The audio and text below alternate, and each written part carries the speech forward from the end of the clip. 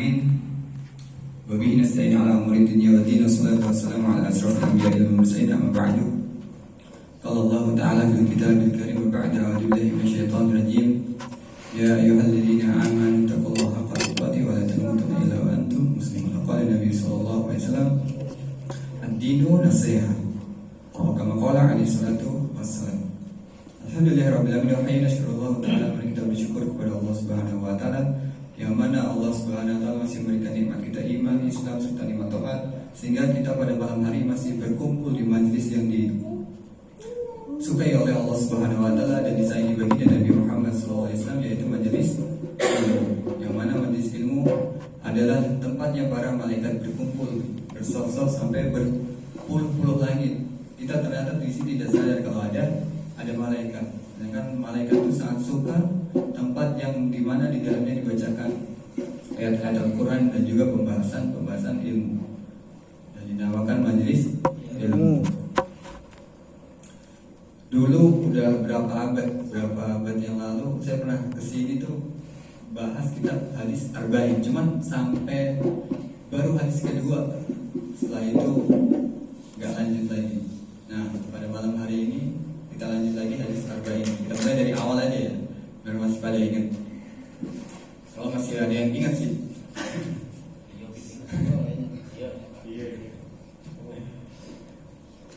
Ini ada kitab kelas ini dibahas. Kitab kelas. Ada pesan.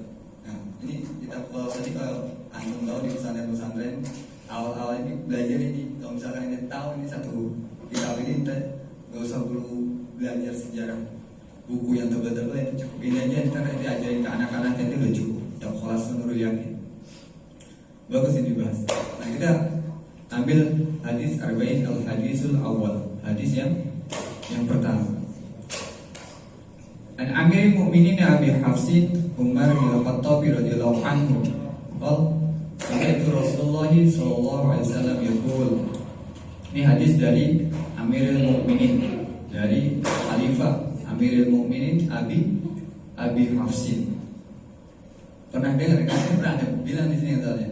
Ada yang dengar, mungkin ada yang masih ingat atau enggak. Abi Hafsin itu yaitu Hafsah, anaknya siapa? Ada yang tahu? Hafsah? Ada yang tahu? Hafsah, anaknya siapa? Dapat giveaway dari Bang Muji. Motornya Vio.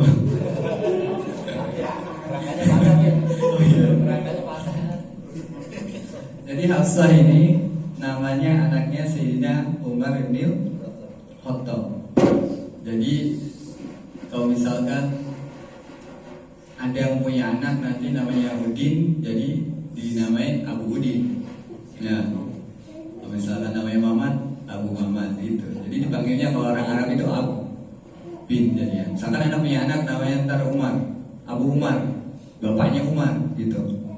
Jadi di sini disebutkan Abu Hafsin karena anaknya Amirul Mukminin yang pertama ini namanya Hafsah. Amirul Mukminin, dari Amirul Mukminin yaitu radhiyallahu anhu, kalau dia berkata sami'tu Rasulullah sallallahu alaihi wasallam. Kalau sami itu dia mendengar hadis sahih. Misalkan anak ngomong, oh di sana ada bom, itu dengar langsung, itu lebih sahih daripada dengar dari kata orang. Ini jadi Amirul Mukminin langsung dengar dari Rasulullah sallallahu alaihi wasallam. Sami'tu Rasulullah sallallahu alaihi wasallam yaqul innamal a'malu binniyat. Sesungguhnya setiap amalan seseorang itu tergantung niat. Wa innamal likulli imri'in man nawa. Dan sesungguhnya setiap amalan tergantung apa yang dia niatkan. Jadi kalau misalkan kita pulang berangkat dari rumah tadi ke sini niatnya mau ngopi, mau ngaji sih sebenarnya, niatnya ngaji tapi ujung-ujungnya ngopi. Ada mungkin saya sih, kalau itu mah enggak sih, niatnya ngaji ya semuanya. Kalau ujung-ujungnya ngopi gitu. Ya gitu. Jadi kalau wa innamal likulli imri'in ma nawa, sesungguhnya setiap amal itu tergantung apa yang dia niatkan. Kanat hijratuhu ilallahi wa rasulih. Dan sesungguhnya orang yang hijrah itu tergantung Allah dan Rasulnya. Jadi niat itu harus tergantung Allah dan Rasulnya. Fahijratuhu ilallahi wa rasulih. Wa man kanat hijratuhu lidunya yusibuha aw imra'atin yankihuha fahijratuhu ma hajara ilai. Dan barang siapa yang hijrahnya fahijratuhu ilallah wa rasulih. Wa man kanat hijratuhu lidunya yusibuha, dia hijrahnya karena dunia yang dia kehendaki, atau perempuan yang dia nikahi, fahijratuhu ilama hajara ilaih. Dan sesungguhnya hijrahnya itu hanya apa yang dia niatkan tadi. Jadi dulu ada zaman sahabat itu dia hijrah dari Mekah ke Madinah ikut Nabi. Hijrah.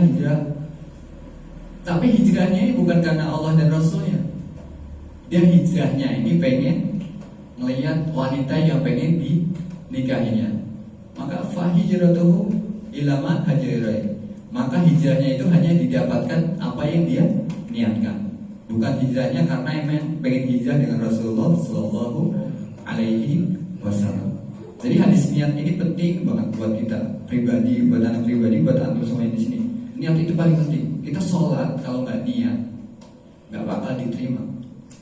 Apapun perbuatan, hal-hal apapun itu harus dilandasi dengan niat. Maka ini Imam Nawawi itu arang kitab yang pertama dibikin itu hadis tentang niat. Apa perbuatan yang enggak dengan niat itu bisa dapat pahala? Gak ada, semuanya harus dengan niat. Ente niat sholat maghrib, tapi niatnya sholat asar, diterima atau enggak? Gak bisa kan? Semuanya niatnya harus lurus. Bahkan dengan niat terus kita gak kerjain, tapi niat kita baik. Kayak misalkan contoh dulu ada di pesantren itu kalau disuruh Ustaz Ana, habis selesai ngaji malam 9:30, suruh tidur, baca amal suruh tidur. Habis itu kita suruh semuanya wajib niat tahajud. Wajib suruh niat tahajud. Nanti ada walaupun itu orang yang gak tahajud, tapi udah dihitung dengan niat dia tahajud. Kita niat tidur nanti misalkan tidur ntar malam, terus kita niat bangun tahajud, tapi kita gak bangun, kebablasan sampai sholat subuh, tapi kan udah dihitung orang yang tahajud. Tapi kebanyakan kalau di sekarang ini dia nggak kayak gitu niatnya. Misalnya niat tahajud, ntar udah dibangunin nih 2:30 itu dia bangun, biasanya kan kayak gitu kan. Kalau ada begitu dulu misalnya kayak gitu, niat yang belum niat gak usah pakai alarm. Kalau misalnya niat pas 2:30 pas 2:40 itu pasti udah bangun dan sebelum subuh. Nah di situ tuh kita harus sholat, bukan udah niat bangun bablasin aja kan udah dihitung pahala. Ini bahlul namanya pemerintah. Kalau ini bahlul. Udah niat terus bangun itu bukan disengaja, emang qadarullah emang dia gak bangun. Tapi udah bangun gak mau ini, udah ada pahala, gak kayak gitu konsepnya. Jadi niat itu harus benar. Niat mau ngaji harus benar, niat ngaji. Gak ada orang tetap ngaji. Jadi perkara niat ini kita baik buat pembahasannya. Terus niat ini juga gak sembarangan. Ente juga niat kalau nggak ikhlas, misalkan anda mau bantu ada tolongin ente lagi motornya mogok misalkan di mana di Capi, tolongin dong motornya macet. Oh iya, kita tolong. Terus kalau kita niatnya bagus tapi kita nggak dapat pahala. Tapi kalau kita ikhlas doang tapi niatnya kayak ini sama aja. Jadi niat sama ikhlas itu harus berkesinambungan. Apa dengan amalan-amalan? Kalau misalkan kita mau sholat atau kita mau ngaji, niatnya harus sama, harus dibarengi dengan ikhlas. Terus Imam Abdullah bin Hamid Al-Haddad, pengarang Maulid yang sering kita baca ini, dia menjabarkan niat itu banyak banget. Kata beliau di dalam kitabnya, niatul mu'min itu khairu min amali. Sesungguhnya niat seorang mukmin itu lebih utama daripada amalannya. Nah tadi yang udah anda contoh itu, yang orang pengen tidur niat bangun tahajud, udah dapat pahala. Kemudian Al-Allamah Sayyid Abdullah bin Ali Al-Haddad dalam kitabnya Risalatul Mu'awanah beliau berkata, awalu an ya'zam wa ya'mal, wa tsani an ya'zam wa la ya'mal ma'al qadri alaihi amal, as-salis an ya'zam ala fa'ala amal la yastati'u fa'alaihi. Pertama, seseorang yang berazam kemudian dia berbuat. Jadi orang ini udah niat dulu. Azam itu salah satunya adalah niat. Kemudian dia berbuat. Yang kedua, seseorang yang sudah berazam tetapi tidak berbuat meski ia memiliki kemampuan untuk itu. Kemudian yang ketiga, ada Imam Abdul Haddad, seseorang yang berazam untuk melakukan sesuatu yang dia sendiri tidak mampu melakukannya. Yang pertama, orang yang berniat melakukan suatu amalan kebaikan lalu ia mengerjakannya, maka orang tersebut diberikan pahala dari 10 kebaikan. Wa innaham bihum fa'amalaiha kataballahu azza wa jalla indahu asra hasanah. Dan apabila seorang berniat melakukan sesuatu kebaikan lalu mengamalkannya, maka Allah akan mencatatnya pahalanya 100 kebaikan sampai 700, bahkan berlipat-lipat dari itu. Jadi niat ini memang sangat penting, teman-teman. Contoh kecil dari tadi, kita niat ngaji, tapi niatnya ada yang aneh-aneh. Niat ngaji misalkan kemana, ada yang niat nyari cewek, ada yang niat tawuran, ada yang niat nongkrong doang, pamit ngaji, banyak kayak gitu. Di halayak umum banyak hal-hal kayak gitu. Ada pamit ngaji tapi berniat kemana, ya nggak? Ada yang niat ngaji ketemuan sama cewek dulu, wah banyak. Muskilah sebenarnya banyak. Jadi kayak gitu apa? Gak berkesan di hidupnya dia ngaji walaupun udah berpuluh-puluh tahun sampai dia dikasih umur kayak Nabi Musa pun juga gak bakal berkesan. Walaupun 1000 tahun dia hidup ngaji, kalau kayak gitu niatnya salah. Tapi kalau kita misalkan dia udah lurus, udah benar, nanti tuh yang hal-hal kayak gitu ngikut. Dapat istri lah, dapat ini tuh udah ngikut sendiri. Cuman jangan sampai ngelarang ketentuan yang niat tadi. Kemudian kata Imam Abdul Haddad yang kedua, seseorang yang berniat melakukan suatu amalan kebaikan dan ia mengamalkannya, maka diberikan satu kebaikan saja. Sebagaimana yang dikutip dalam hadis Nabi SAW, faman hum bihasanatin falam ya'mal kata Allah indah hasanatin kamilah. Maksudnya yang ketiga, seseorang yang berniat melakukan suatu amal kebaikan tapi tidak mampu melakukannya, kepada orang tersebut diberikan pahala sebagaimana orang yang mampu melakukannya. Ini kalau ini contoh sering banget puasa Ramadan. Kalau misalkan itu kan banyak tuh, kalau seringlah ngasih takjil di pinggir jalan, itu pahalanya berlipat itu. Kalau misalkan kita ngasih ada 1 biji kurma, butir kurma itu pahalanya sama kayak puasanya Adam itu pahalanya ke kita tanpa mengurangi pahalanya Adam. Nah, itu amalan-amalan niat itu sangat penting banget. Bahkan kata Ustaz Dani, kalau misalkan puasa itu di seluruh muka bumi ini dia orang gak dapat namanya takjil. Kata Ustaz Dani, ente hidup di Arab, walaupun ente sembunyi di dalam dasar laut, ada yang nganterin takjil ke tempat itu, karena itu udah ditanggung oleh Allah SWT. Jadi kalau puasa tuh kayaknya gampang banget itu kan. Takjil apa gimana tuh di masjid berserakan juga, ada yang bukber, itu kayaknya udah yang gampang gitu, tidak itu takjil atau itu, karena itu memang kenikmatan dari Allah Subhanahu Wa Taala yang berikan kepada orang yang berpuasa. Kemudian yang terakhir ada Imam Abdullah bin Al-Haddad, wa innahum bisayyi'ati falam ya'mal kataballahu inda hasanah fa innahum bihim fa'amalaha kataballahu inda hasanatin wahidah. Dan apabila seseorang berniat melakukan suatu kejahatan lalu ia tidak melaksanakannya, maka Allah akan mencatat pahalanya di sisinya sebagai satu kebaikan. Kayak misalkan Nadang habis ngaji mau ngebom nih di Bulog, dia mau ngebom apa di Bulog mau dibom sama dia, kesel sama ngantri mau dibom sama dia, mau ngebom di sana. Nah terus sudah mau keluar selesai ngaji, dia ditahan sini yang udah ya, oh jangan ya kasih tahu gini. Jadi niatnya kan gagal gak jadi ngebom. Itu dia dapat kebaikan, satu kebaikan. Jadi sebelum kita ngelakuin hal itu udah diganjar oleh Allah Subhanahu Wa Taala. Kalau niat itu jahat. Tapi kalau niat baik kayak tadi, kita nggak ngelakuin, kita dikasih berapa puluh kali lipat. Jadi kalau perkara niat ini, menurut Ana sebagai kita yang masih dasar-dasar ya belum mengatur tentang agama yang banyak, niat itu harus dibenerin.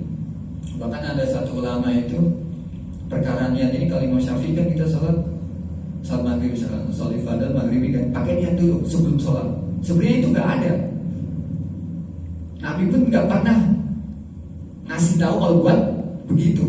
Nabi seperti sholat, gak ada usul. Itu cari kitab manapun kalau Anda tahu kasih kanan nanti. Gak ada. Nabi sebelum sholat itu usul itu gak ada. Ya itu jadi penekanan buat kita nih yang orang-orang jauh dari Nabi kan hidupnya ditekanin usul di fardel maghribi. Jadi kita harus niat dulu sebelum Allah Akbar, kita harus niat. Kalau zaman dulu ada orang di mazhab satu tertentu, dia ini kalau dari rumah mau ke masjid itu udah niat dia. Itu udah sah sebenarnya. Cuman karena kita mazhab Syafi'i, jadi sebelum sholat kita harus pakai usul. Dan itu harus kalau di mazhab Syafi'i. Jadi niat ini memang penting.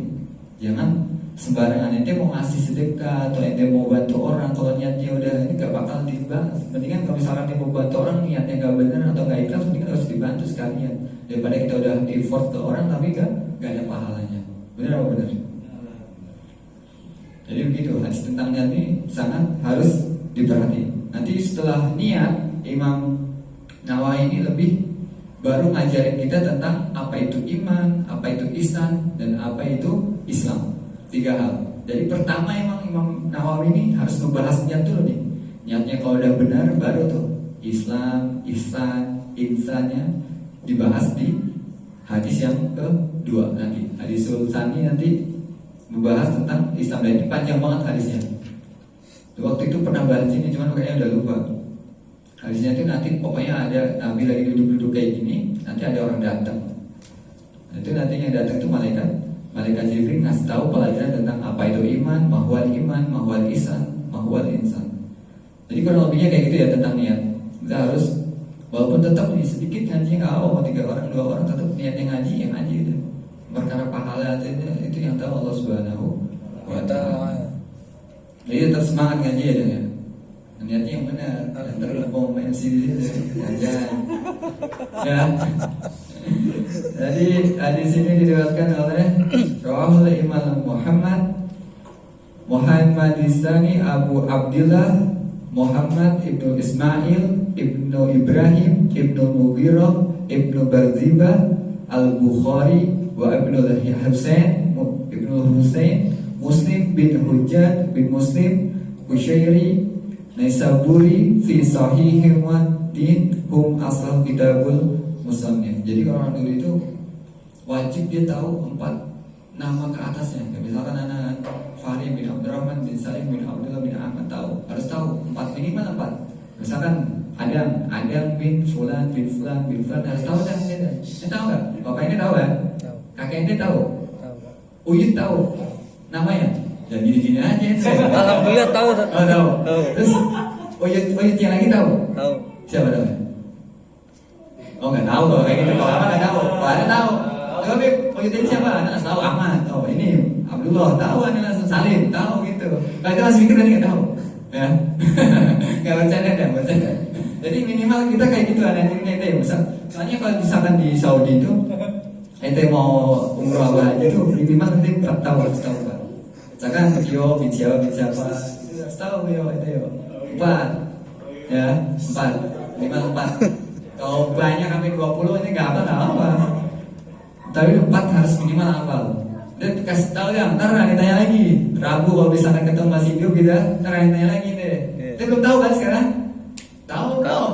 Tahu. Lupa tapi ya. Iya. Nah, tanya lagi deh. Harus tahu tuh 4 tuh. Ada bin siapa harus tahu ya. Ya. Semuanya ini bukan buat ada, ini mah buat gimmick aja nggak ada. Biar semuanya juga tahu ini.